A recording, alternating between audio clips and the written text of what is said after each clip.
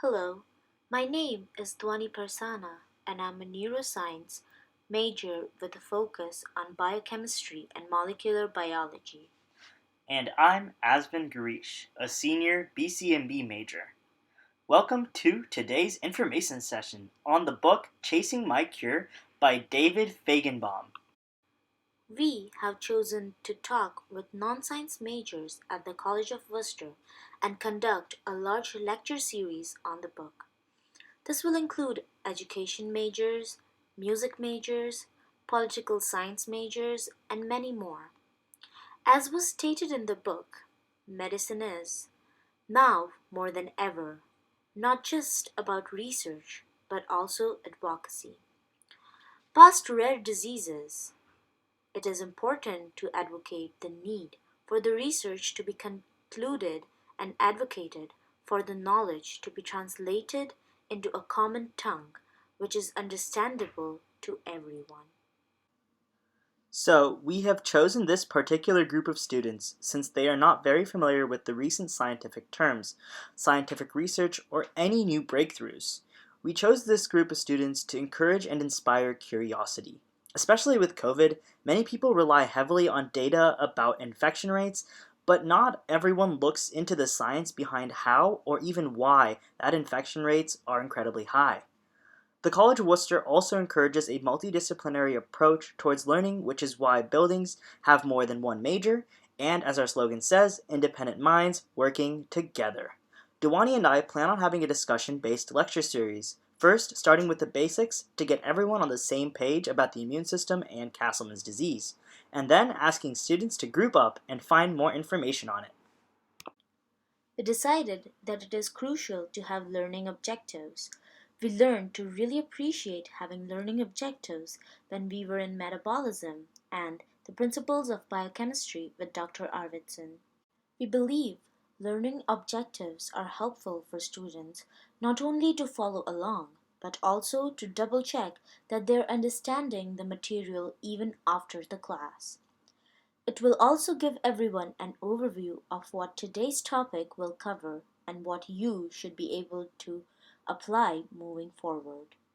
So the learning objectives for this week's class will be: first, learning and developing a basic understanding of immune function and its complexity, like antibodies, B cells, T cells, and cytokines. Two, to introduce everyone to Castleman's disease and make them understand what it is. Also, to introduce students to the resources like PubMed, Google, and other sites to search for published research. Three, to continue questioning research and follow the data.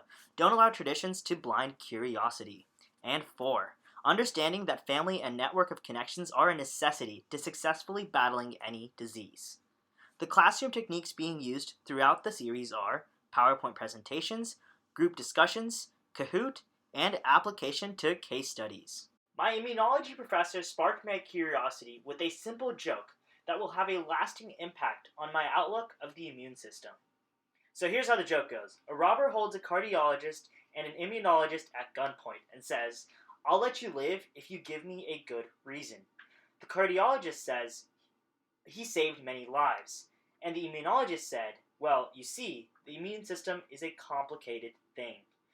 The cardiologist sighs and says, "Shoot me now."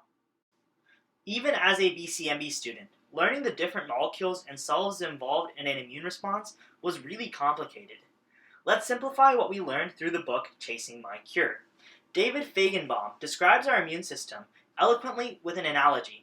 Our bodies are like a fortress. Our immune system is like the highest ranking commanding officer, and our white blood cells include many specialized soldiers and hunter-killers that seek out invading pathogens and cancers.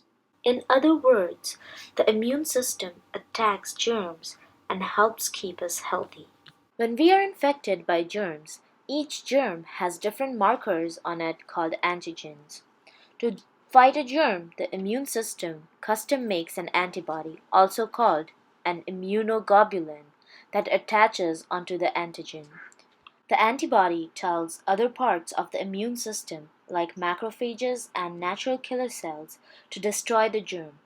After they are created, antibodies usually stay in our bodies in case we ever have to fight the same germ again. Antibodies are also made when people get vaccines, which build up lots of antibodies in our system and keeps the body ready to fight off any germs it meets. We would chat with the class about how Castleman's disease is a rare disease that actually has just as many cases as ALS, another disease that affects many individuals. Castleman's disease is where there is an overgrowth of cells in your body's lymph nodes. The most common form of the disorder affects a single lymph node, unicentric Castleman's disease, usually in the chest or abdomen. Multicentric Castleman disease refers to the disease's outcomes being located in many areas, and idiopathic basically means we really don't know what causes it. The diagnosis of all forms of Castleman disease should be made based on thorough clinical history, physical examination, and imaging. But most importantly, a lymph node biopsy, where the complete lymph node is excised and then reviewed under a microscope. Castleman disease is classified as either unicentric Castleman disease or UCD, where there's only single enlarged lymph node, or multicentric Castleman disease, MCD, where there are multiple enlarged lymph nodes throughout the body. The patient with multicentric Castleman disease are the most severe cases. It is really important to classify those patients as either caused by a virus called HHV8 or patients that are negative for the virus, which we call HHV8 negative, or idiopathic multicentric Castleman disease, IMCD. Those cases are the most difficult to treat because we know so little about what causes them. In this session, we would also discuss interleukin 6 and how it stimulates immune cells.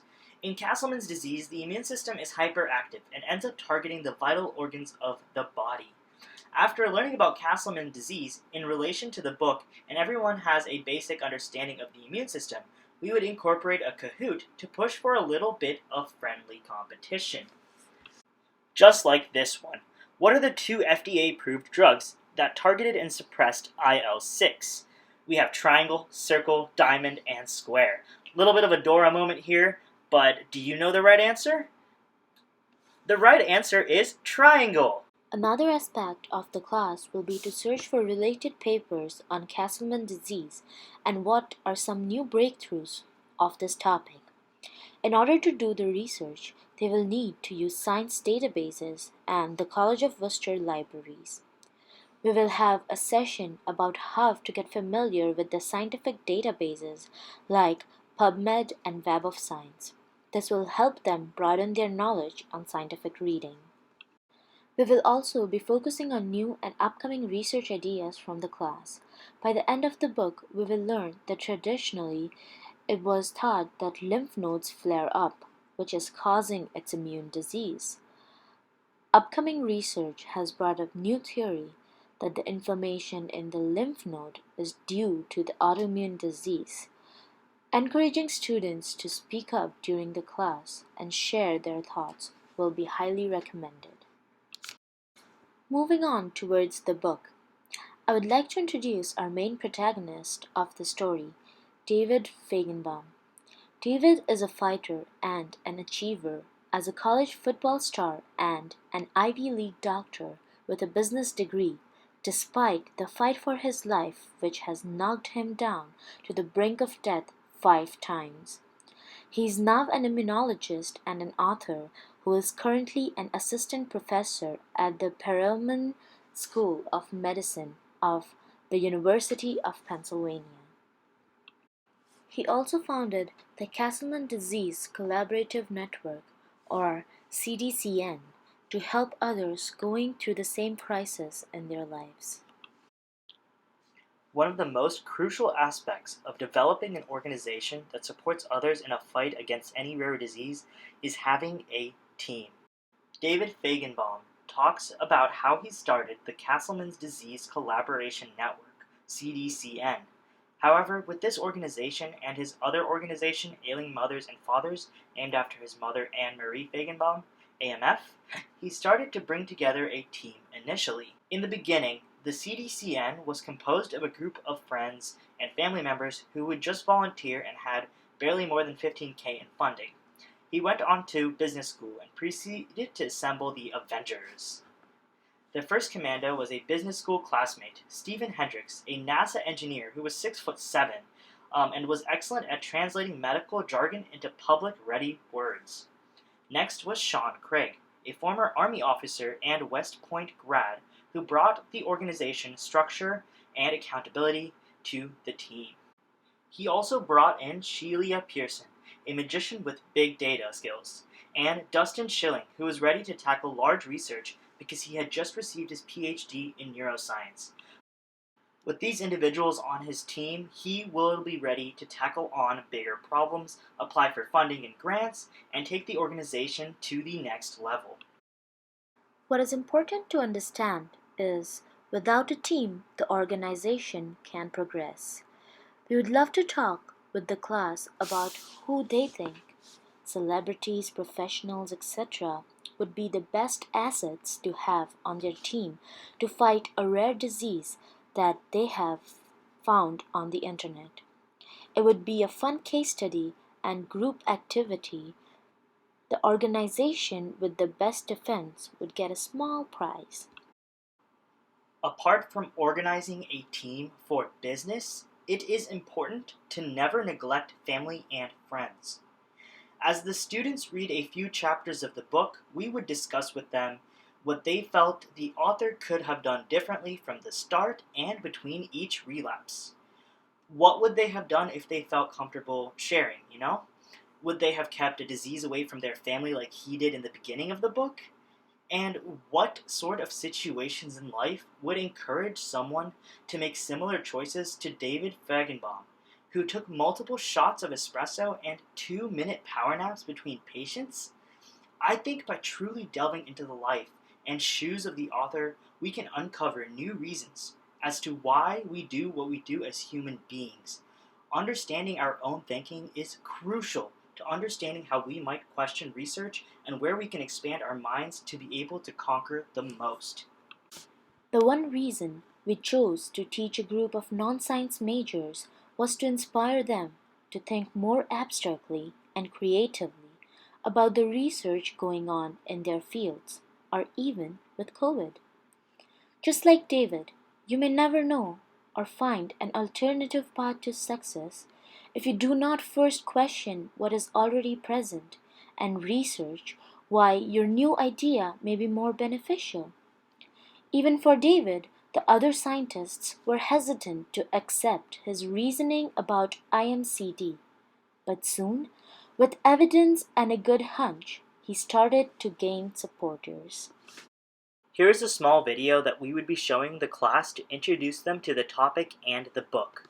Thank you for your time.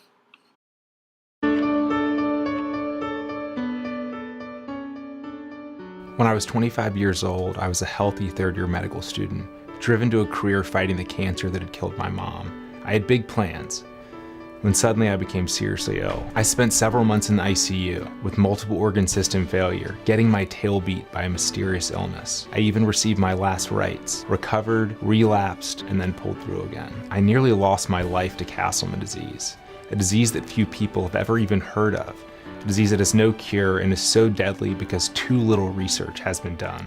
I returned to medical school on a mission to change that, and to honor my mom in a way that I knew would make her proud. I promised my wife and sisters that I would dedicate my life, however long that may be, to trying to cure this disease for myself and for others. But I knew I couldn't do it alone, so I started the Castleman Disease Collaborative Network, a global initiative of physicians, researchers, patients, and loved ones teaming up to knock out Castleman disease.